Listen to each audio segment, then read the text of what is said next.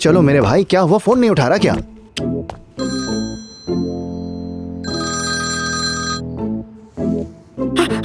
Hello उजान मेरे भाई, तुम कहाँ हो? तुम्हें पता भी है कि हमारे साथ यहाँ पे क्या क्या हो गया है? नाज़ली। हाँ, तुमने बिल्कुल सही सुना है, नाज़ली खो चुकी है। नाज़ली को हमने कहाँ कहाँ नहीं ढूंढा मेरे भाई इस्तांबुल तो बहुत बड़ी जगह है, समझ नहीं आ रहा। हमें नाज़ली नहीं मिल रही यार। हाँ कसम से, और हमें तो डर है कि उसके साथ कुछ हो ना जाए। कुछ करो, जल्दी करो। कैसे? उसे कैसे खो सकते हो यार? कैसे खो दिया उसे तुम लोगों ने? अच्छा ठीक है, मुझे बताओ कि आखिरी दफा कहाँ थी वो, मैं खुद जाकर देखता हूँ उसे। हाँ, क्या हुआ क्या हुआ? क्या कहा उसने? कुछ कहा कि नहीं? हाँ? आ रहा है वो।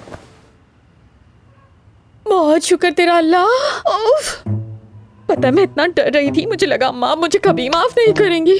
मेरी एक बात तुम जरा गौर से सुनो, आइंदा कभी कुछ अकेले करने की कोशिश ना करना, वरना अम्मा को पता चला तो वो तुम्हारे सर पर हांडी फोड़ेंगी। फोड़ेंगी ना? तुम लोगों ने मुझे जासूस समझ लिया है क्या? मैं ऐसी औरत नहीं हूँ। हाँ, हद करते हो तुम इस्मत। हाँ इस्मत, उल्टी सीधी बातें मत करो। हाँ, मेरा तो यही मकसद था कि आशिकों की मदद करना, इसी वजह से तो ये सब हुआ।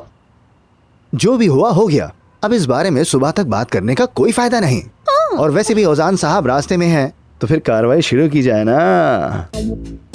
एक मिनट, मुझे एक बात समझ नहीं आई। नाज़ली इस वक्त कहाँ है? क्या कहेंगे? नाज़ली इस वक्त यहाँ है ही नहीं। हाँ बिल्कुल, लेकिन सनम है, वो उजान का मीटिंग में इंतजार कर रही हैं। यार,